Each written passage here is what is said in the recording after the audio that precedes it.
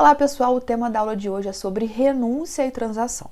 É um tema bem simples, mas exatamente pela sua simplicidade, você não pode nunca, jamais pensar em errar uma questão sobre isso. Então vamos logo ver o que importa sobre renúncia e transação? Vem comigo!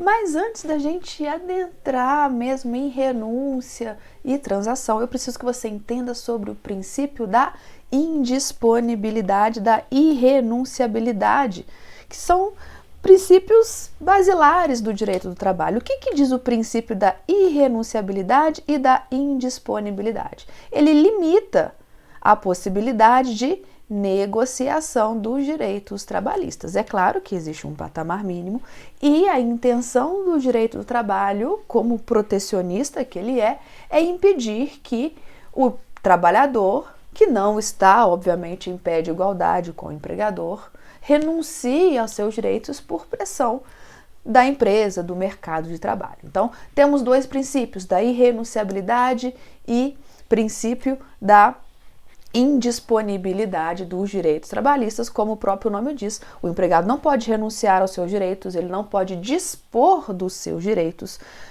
Vamos falar também sobre a indisponibilidade relativa e a indisponibilidade absoluta, mas antes, deixa eu só mostrar para vocês que essa regra sofreu, já havia, né, a exceção da negociação coletiva, mas a reforma trabalhista trouxe uma flexibilização muito grande nesses princípios da irrenunciabilidade e da indisponibilidade de direitos. Porque se antes era possível negociar, dispor de direitos, né, renunciar a direitos por meio de uma negociação coletiva, ou seja, por meio do sindicato, com a reforma trabalhista, vários direitos passaram a ser negociados diretamente entre empregado e empregador. Eu trouxe uma listinha aqui para vocês verem de que direito estamos falando. Banco de hora semestral pode ser negociado entre empregado e empregador diretamente? Pode. Jornada 12/36 para qualquer profissional. Fracionamento de férias.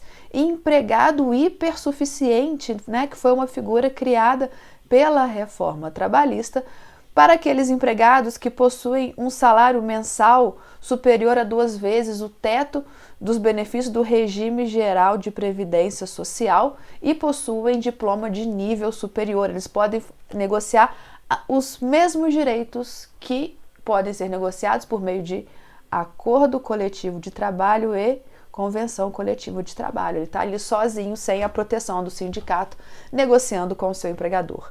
Distrato, né, que é uma forma de término de contrato de trabalho por acordo entre as partes. Celebração de cláusula compromissória de arbitragem passou a ser possível após a reforma trabalhista. Quitação anual de obrigação trabalhista, isso aqui é um problema sério. Os empregados podem dar quitação anual todo ano, né, dizendo que a empresa está cumprindo todas as obrigações trabalhistas. Bom, vamos ver como o STF vai se manifestar. Compensação de jornada, alteração do regime presencial para o teletrabalho, intervalo para amamentação, todos esses direitos podem ser transacionados entre empregados e empregadores.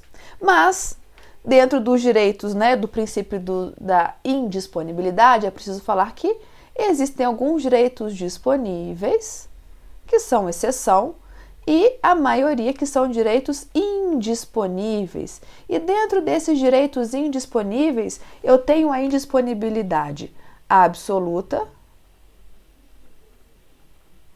e a indisponibilidade relativa. Qual que é a diferença da indisponibilidade absoluta para a indisponibilidade relativa? A indisponibilidade absoluta, ela tutela o nível de interesse público. Então, porque ele traduz um patamar de civilização mínimo, né? O mínimo que se pode assegurar ao empregado. Por isso, essa indisponibilidade é absoluta. O empregado não pode, por exemplo, negociar sobre as suas férias. Ele vai renunciar, aqui na minha empresa eu só contrato pessoas que renunciam às férias. Pode? Claro que não. né? Porque um dia o empregado começa a abrir mão de um direito, no outro dia ele abre mão de outro e vai abrindo mão de outro, porque vocês sabem qual é a regra do mercado. A empresa quer o lucro máximo. E quer o lucro máximo como? Barateando os meios de produção, barateando a mão de obra. E como se faz isso?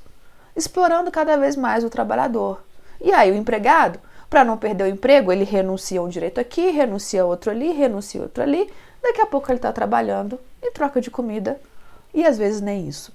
Então, para que isso não aconteça, existe o patamar mínimo. Ali é impossível transacionar direitos. O empregado não pode renunciar, transacionar, abrir mão desses direitos que são absolutos. Mas também tem a indisponibilidade relativa, que ela traduz um direito ou interesse individual ou até bilateral.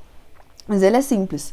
Ele não caracteriza um direito civilizatório mínimo. Por exemplo, mudança no pagamento. O empregado ele ganha salário mensal e vai ganhar salário variável, quer dizer, ganha salário fixo e passa a ganhar salário variável. Isso aí é um interesse individual. Então, não influencia no patamar mínimo. Agora, por exemplo, direito às férias, o empregado pode renunciar? Jamais. E aí, se o empregado abre mão de um direito indisponível, essa cláusula do contrato ou de um aditivo contratual em que ele renuncia a um direito indisponível é nulo de pleno direito. Assim fala o artigo 9º da CLT. Serão nulos de pleno direito os atos praticados com o objetivo de desvirtuar, impedir ou fraudar a aplicação dos preceitos contidos na presente consolidação. E aí vem o artigo 444 da CLT, dizendo que as relações contratuais de trabalho podem ser objeto de livre estipulação das partes interessadas em tudo quanto não contravenha as disposições de proteção do trabalho. Ou seja, se estivermos falando de direitos indisponíveis, não é possível. Aos contratos coletivos que lhes sejam aplicáveis e às decisões das autoridades competentes. Lembrando que o parágrafo único desse mesmo artigo 444 é aquele que fala do empregado hipersuficiente, em que permite que ele negocie cláusulas do seu contrato diretamente com o empregador. Bom, mas já que falamos sobre isso, então agora podemos adentrar sim em renúncia e transação, entendendo que há direitos disponíveis e direitos indisponíveis, e dentro dos indisponíveis há a indisponibilidade relativa e a indisponibilidade absoluta. Renúncia e transação são questões bem simples, né? São em casos excepcionais que são permitidos, né, tanto a renúncia quanto a transação, mas nunca sobre direitos indisponíveis. A grande diferença está no fato de que a renúncia é um ato unilateral e que recai sobre direito certo e atual. Quer um exemplo? Pedido de transferência para outra cidade feito pelo dirigente sindical. O dirigente o empregado que é eleito dirigente sindical, ele tem assegurada a estabilidade no emprego, mas quando ele muda de localidade, ele perde a estabilidade.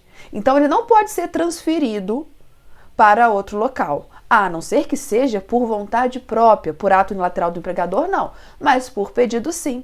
E se ele for transferido, ele perde a estabilidade. Então é o caso de renúncia.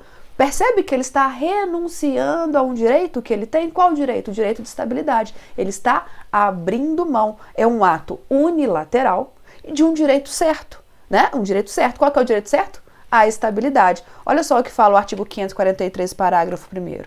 O empregado eleito para cargo de administração sindical ou representação profissional, inclusive junto a órgão de deliberação coletiva, não poderá ser impedido do exercício de suas funções, nem transferido para lugar ou mister que lhe dificulte ou torne impossível o desempenho de suas atribuições sindicais. Parágrafo 1º. O empregado perderá o mandato se a transferência for por ele solicitada ou voluntariamente aceita. Ou seja, estamos diante de um caso de Renúncia, ato unilateral da parte em que ela se despoja de um direito de que é titular, sem correspondente concessão pela parte beneficiária da renúncia.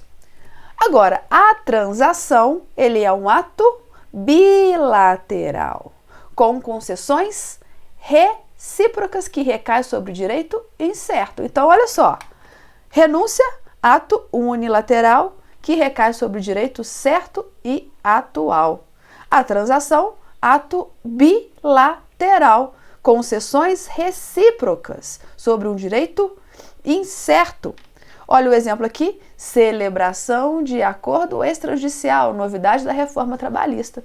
Veja o que diz o artigo 855. O processo de homologação de um acordo extrajudicial terá início por petição conjunta, sendo obrigatória a representação das partes por advogado. Então, o que acontece num acordo extrajudicial? Sempre que é um acordo, é uma transação. As partes estão negociando renúncias recíprocas, né? Ambas as partes têm que ceder para chegar num ponto comum. Dizem que o bom acordo é aquele que nenhuma das partes sai satisfeita, porque ambas as partes estão cedendo. Então, o empregado recebe menos do que ele acha que tinha direito, a empresa paga mais do que ela acha que tinha que pagar. Num acordo extrajudicial é um caso de transação. Então, transação, ato bilateral. Um acordo extrajudicial é um ato bilateral. Sobre direito incerto, direito futuro, duvidoso, a gente não sabe qual vai ser o resultado do julgamento da ação, não sabe se vai ser procedente, se vai ser improcedente, parcialmente procedente. Então, é um direito duvidoso, certo? Então, importante ainda ressaltar, né, a transação com concessões recíprocas envolve direitos duvidosos. E importante frisar que a indisponibilidade absoluta e a relativa, já falamos que a indisponibilidade absoluta não é possível transacionar sobre direitos de indisponibilidade absoluta, somente sobre a indisponibilidade relativa. Bom, era isso que eu tinha para falar com vocês nesse primeiro momento sobre renúncia e transação. Como eu disse, é um tema simples. O que importa você saber? Diferenciar renúncia de transação, que direitos com disponibilidade absoluta não é possível a renúncia, não é possível a transação. Mas, por favor, por ser uma questão simples, é aquela que você não pode errar em hipótese nenhuma.